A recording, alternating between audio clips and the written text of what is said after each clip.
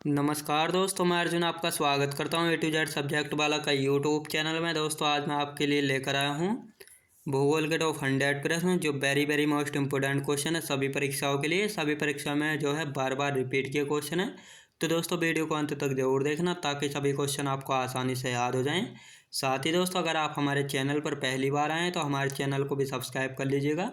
साथ ही bell icon को press कर लीजिएगा ताकि हमारे आने वाले वीडियो का नोटिफिकेशन आप तक पहुँचता रहे। चलिए दोस्तों वीडियो को स्टार्ट करते हैं। भारत का पूर्व से पश्चिम तक का विस्तार कितना है दोस्तों? 2933 किलोमीटर जो है भारत का पूर्व से पश्चिम तक का विस्तार है। भारत की स्थल सीमा की लंबाई कितनी है दोस्तों? 15,200 किलोमीटर भारत की स्थल सीमा की लंबाई है, याद रखेंगे दोस्तों। भारत की तटीय भाग की लंबाई कितनी है? भारत की तटीय भाग की लंबाई जो है 7,516.5 किलोमीटर है, याद रखेंगे दोस्तों। अगला क्वेश्चन देखते हैं। भारत की मुख्य भूमि की तटीय भाग की लंबाई कितनी है दोस्तों? 6,100 किलोमीटर है भारत की मुख्य भूमि की तटीय भाग की लंबाई। भारतीय उपमहाद्वीप में कौन कौन से देश शामिल हैं? तो पहला है भारत, दूसरा पाकिस्तान, बांग्लादेश, नेपाल और भूटान जो हैं भारतीय उपमहाद्वीप में शामिल देश हैं, याद रखेंगे दोस्तों। अगला क्वेश्चन देखते हैं।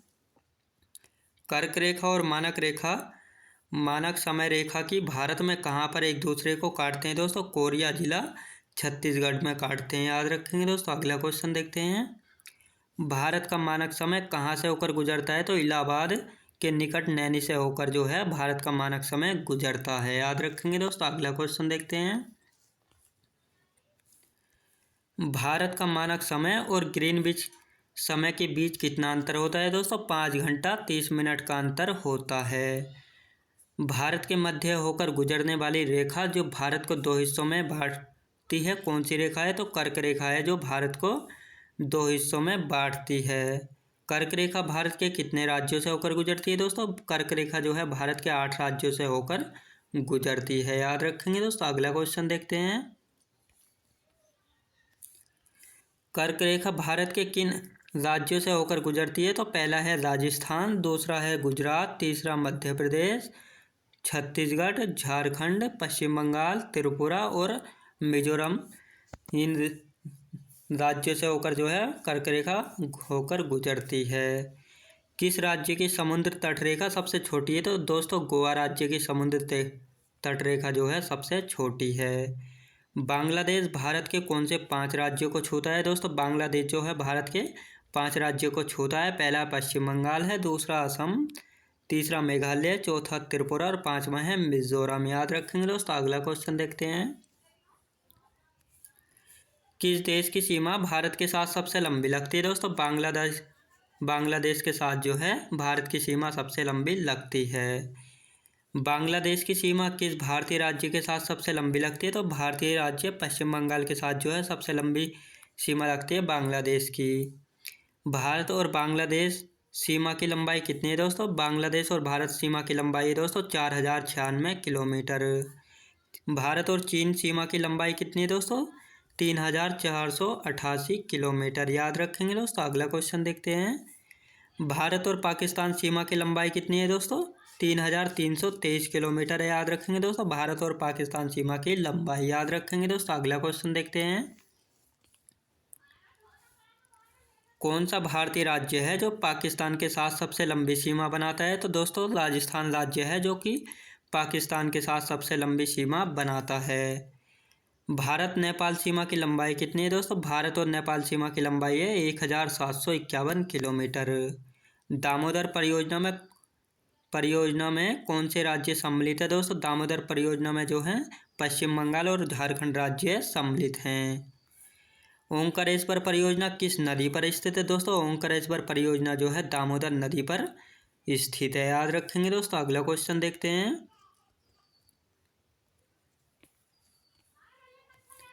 हीराकुंड बांध किस राज्य में है दोस्तों? हीराकुंड बांध जो है उड़ीसा राज्य में, याद रखेंगे। भारत का सबसे पुराना जल शक्ति उत्पादन केंद्र कौन सा है?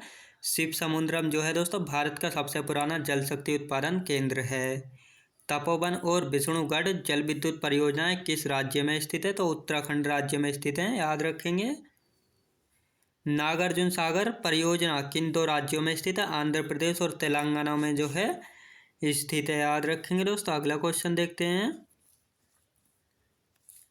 नागार्जुन सागर परियोजना किस नदी पर निर्मित की गई? कृष्णा नदी पर निर्मित की गई है। गांधी सागर बांध किस परियोजना का भाग है दोस्तों? चंबल परियोजना का भाग है गांधी सागर बांध। जवाहर सागर बांध किस राज्य में स्थित है? राजस्थान में स्थित है जवाहर सागर बांध। टिहरी बांध उत्तराखंड में किस नदी पर निर्मित किया गया है दोस्तों? भागीरथी नदी पर निर्मित किया गया है टिहरी बांध, जो कि उत्तराखंड राज्य में है, याद रखेंगे दोस्तों। अगला क्वेश्चन देखते हैं। तिलैया मैथान एवं बेल पहाड़ी बांध किस नदी पर हैं दोस्तों? बराकर नदी पर स्थित हैं ये तीनों बांध। दामोदर घाटी निगम की स्थापना किस वर्ष हुई थी दोस्तों? वर्ष 1948 में की गई थी दामोदर घाटी निगम की स्थापना। भारत में प्रथम जल विद्युत संयंत्र की स्थापना कहाँ की गई थी? दार्जिलिंग में की गई थी। जलढाका, चुक्सा, ताला, मांगदेहु आदि जल विद्युत परियोजनाएं कहाँ स्थित है? भूटान में स्थित है, जो कि भारत के सहयोग से निर्मित की गई थी। अगला क्वेश्चन देखते हैं। तेलुगु गंगा परियोजना किन राज्यों की संयुक्त परियोजना है दोस्तों? तमिलनाडु, आंध्र प्रदेश तथा कर्नाटक की संयुक्त परियोजना है। अरब सागर में गिरने वाली दो प्रमुख नदियां कौन सी है? तो नर्मदा एवं ताप्ती नदियां हैं, जो कि अरब सागर में गिरने वाली प्रमुख नदियां हैं। सोन तथा नर्मदा का उद्गम स्थल कहाँ है दोस्तों? अमरकंटक में है सोन तथा नर्मदा का उद्गम स्थल। नर्मदा नदी किस दिशा की ओर प्रवाहित होती है दोस्तों? पश्चिम दिशा की ओर प्रवाहित होती है नर्मदा नदी, याद रखेंगे दोस्तों। अगला क्वेश्चन देखते हैं। भूमि बंधित या अंतर्वाही नदी कौन सी है दोस्तों? लूनी नदी है भूमि बंधित या अंतर्वाही नदी। बिहार में निर्मित त्रिवेणी नहर में किस नदी से पानी आता है दोस्तों? गंडक नदी से जो है त्रिवेणी नहर में पानी आता है, जो कि बिहार में है। प्रायद्वीपीय भारत की नदियों में से कौन सी नदी सबसे लंबी है दोस्तों? गोदावरी नदी प्रायद्वीपीय भारत की नदियों में से सबसे लंबी नदी मानी जाती है। हगारी किस नदी की सहायक नदी है दोस्तों? तुंगभद्रा की सहायक नदी है हगारी नदी, याद रखेंगे दोस्तों। अगला क्वेश्चन देखते हैं।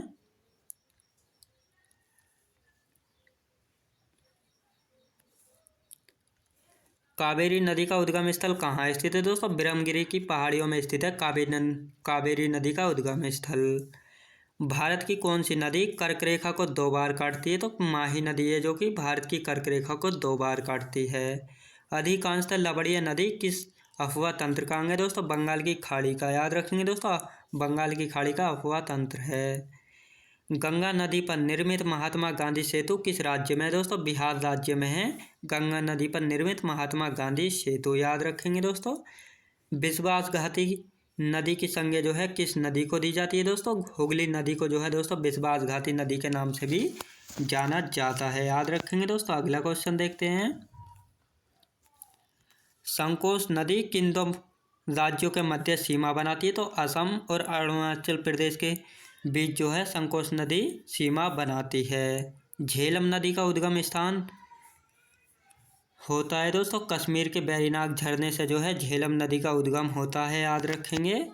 एडन नहर किस नदी से निकाली गई दोस्तों? एडन नहर जो है दामोदर नदी से निकाली गई है, याद रखेंगे दोस्तों। अगला क्वेश्चन देखते हैं।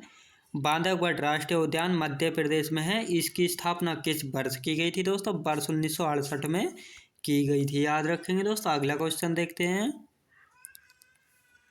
एकमात्र अभ्यारण्य जहां कश्मीरी स्टेक पाया जाता है तो दांचीग्राम राष्ट्रीय उद्यान में पाए जाते हैं, जो कि जम्मू कश्मीर में है। जंगली गधा कहाँ पाया जाता है? कच्छ के रण में पाया जाता है जंगली गधा। शेर की पूंछ वाला मकाऊ मुख्यतः कहाँ पाया जाता है दोस्तों? साइलेंट वैली राष्ट्रीय उद्यान में पाया जाता है शेर की पूंछ वाला मकाऊ, जो कि केरल में है। मुदुमलाई पशु विहार किन दो राज्य की सीमा पर स्थित है दोस्तों? कर्नाटक और केरल में, याद रखेंगे दोस्तों। कर्नाटक और केरल की सीमा पर स्थित है, याद रखेंगे दोस्तों। अगला क्वेश्चन देखते हैं। मानस वन्यजीव विहार किस राज्य में स्थित है? असम में। विश्व का एकमात्र तैरता हुआ राष्ट्रीय उद्यान कौन सा है दोस्तों? किबुल लामजाओ जो है राष्ट्रीय उद्यान, ये विश्व का एकमात्र तैरता हुआ उद्यान है, जो कि मणिपुर में स्थित है। गर्म पानी अभ्यारण्य दोस्तों किस राज्य में स्थित है? असम राज्य में स्थित है, याद रखेंगे दोस्तों। असम राज्य में। कुआगा किस पशु की विलुप्त प्रजाति है? तो कुआगा जो है दोस्तों जेब्रा पशु की विलुप्त प्रजाति है। अगला क्वेश्चन देखते हैं। कंचनजंगा राष्ट्रीय पार्क सिक्किम में है। यह किस वर्ष स्थापित किया गया था दोस्तों? वर्ष 1977 में स्थापित किया गया था। प्रसिद्ध गिर वन किस राज्य में स्थित है दोस्तों? गिर वन जो है दोस्तों गुजरात राज्य में स्थित है। भारतीय प्राणी सर्वेक्षण का मुख्यालय कहाँ स्थित है दोस्तों? कोलकाता में स्थित है भारतीय प्राणी सर्वेक्षण का मुख्यालय। हिम तेंदुआ भारत में कहाँ पर पाया जाता है? सिक्किम में पाया जाता है हिम तेंदुआ, याद रखेंगे दोस्तों। हिम तेंदुआ जो है सिक्किम में पाया जाता है। सारस किस राज्य का राजकीय पक्षी है दोस्तों? उत्तर प्रदेश का राजकीय पक्षी है सारस, याद रखेंगे दोस्तों। अगला क्वेश्चन देखते हैं। नल सरोवर पक्षी विहार किस राज्य में स्थित है दोस्तों? गुजरात राज्य में स्थित है। तमिलनाडु में मानसून के सामान्य महीने कौन से हैं दोस्तों? नवंबर दिसंबर जो है तमिलनाडु में मानसून के सामान्य महीने। उत्तरी पूर्वी मानसून से सबसे अधिक वर्षा प्राप्त करने वाला राज्य कौन सा है दोस्तों? तमिलनाडु राज्य है जो कि उत्तरी पूर्वी मानसून से सबसे अधिक वर्षा प्राप्त करने वाला राज्य है। आम्र वर्षा किस राज्य से संबंधित है दोस्तों? केरल राज्य से संबंधित है आम्र वर्षा, याद रखेंगे दोस्तों। अगला क्वेश्चन देखते हैं। भारत के सर्वाधिक क्षेत्र में कौन सी मृदा पाई जाती है? तो जलोढ़ या कछारी मृदा पाई जाती है भारत के सर्वाधिक क्षेत्र में। रैगुर मृदा को किस अन्य नाम से भी जाना जाता है दोस्तों? काली मृदा के नाम से भी जाना जाता है रैगुर मृदा को। रैगुर मृदा का सर्वाधिक विस्तार किस राज्य में पाया जाता है? तो महाराष्ट्र राज्य में जो है रैगुर मृदा का सर्वाधिक क्षेत्र का विस्तार पाया जाता है। मालवा पठार में किस मृदा की अधिकता पाई जाती है दोस्तों? काली मृदा की अधिकता पाई जाती है मालवा पठार में, याद रखेंगे दोस्तों। अगला क्वेश्चन देखते हैं। चंबल घाटी का निर्माण किस भौगोलिक प्रक्रिया से हुआ है दोस्तों? अब नलिका अपर्दन से हुआ है। चाय बागानों के लिए कौन सी मृदा उपयुक्त होती है? तो लेटराइट मिट्टी जो है चाय बागानों के लिए उपयुक्त मृदा मानी जाती है। दोमट मृदा में कौन कौन से कण पाए जाते हैं दोस्तों? गाद, मृतिका व रेत पाए जाते हैं दोमट मृदा में। भारत की मृदाओं में किस सूक्ष्म तत्व की सर्वाधिक कमी है दोस्तों? जस्ता की, याद रखेंगे दोस्तों जस्ता की। अगला क्वेश्चन देखते हैं। गंगा के मैदान की पुरानी जलोढ़ मृदा कहलाती है बांगर कहलाती है, याद रखेंगे दोस्तों बांगर कहलाती है। अगला क्वेश्चन देखते हैं। अम्लीय मृदा को कृषि योग्य बनाने हेतु किसका प्रयोग किया जाता है? लाइम या चूना का प्रयोग किया जाता है अम्लीय मृदा को कृषि योग्य बनाने के लिए। भारत में सर्वाधिक क्षारीय मृदा किस राज्य में पाई जाती है? तो उत्तर प्रदेश राज्य में जो है सर्वाधिक क्षारीय मृदा पाई जाती है। राज्य जैव मृदा का रंग नीला क्यों होता है दोस्तों? किसके कारण होता है? अम्लीय व फेरस आयरन के कारण जो है जैव मृदा का नीला रंग होता है, याद रखेंगे दोस्तों। अगला क्वेश्चन देखते हैं। पालघाट दर्रा जो है किन पहाड़ियों के मध्य स्थित है? नीलगिरी और अन्नामलाई पहाड़ियों के मध्य स्थित है पालघाट दर्रा। नाथुला दर्रा किस राज्य में स्थित है दोस्तों? सिक्किम राज्य में स्थित है नाथुला दर्रा। लिपुलेख, माना एवं नीति दर्रा जो है किस राज्य में अवस्थित है दोस्तों? ये तीनों दर्रे जो हैं उत्तराखंड राज्य में स्थित हैं। रोहतांग दर्रा किस राज्य में अवस्थित है? रोहतांग दर्रा जो है हिमाचल प्रदेश में स्थित है, याद रखेंगे दोस्तों रोहतांग दर्रा हिमाचल प्रदेश में स्थित है। भारत का सबसे बड़ा हिमनद कौन सा है दोस्तों? सियाचिन है जो कि लद्दाख में है, याद रखेंगे दोस्तों भारत का सबसे बड़ा हिमनद सियाचिन है। अगला क्वेश्चन देखते हैं। अंडमान व निकोबार द्वीप समूह स्थित है बंगाल की खाड़ी में स्थित है अंडमान व निकोबार द्वीप समूह। अंडमान निकोबार द्वीप समूह में द्वीपों की संख्या कितनी है दोस्तों? 572 है अंडमान निकोबार द्वीप समूह में द्वीपों की संख्या। 10 डिग्री चैनल किन दो द्वीपों को पृथक करता है? अंडमान को निकोबार से अलग करता है। बैरन द्वीप अवस्थित है दोस्तों बंगाल की खाड़ी में अवस्थित है बैरन द्वीप। श्री हरिकोटा द्वीप कहाँ अवस्थित है? पुलिकट झील के समीप अवस्थित है, याद रखेंगे दोस्तों। अगला क्वेश्चन देखते हैं। राम सेतु कहाँ से प्रारंभ होता है दोस्तों? धनुषकोडी से जो है प्रारंभ होता है राम सेतु। लक्षद्वीप कहाँ अवस्थित है दोस्तों? अरब सागर में अवस्थित है लक्षद्वीप। भारत का कौन सा द्वीप समूह प्रवाल निर्मित है? लक्षद्वीप जो है प्रवाल निर्मित है, याद रखेंगे।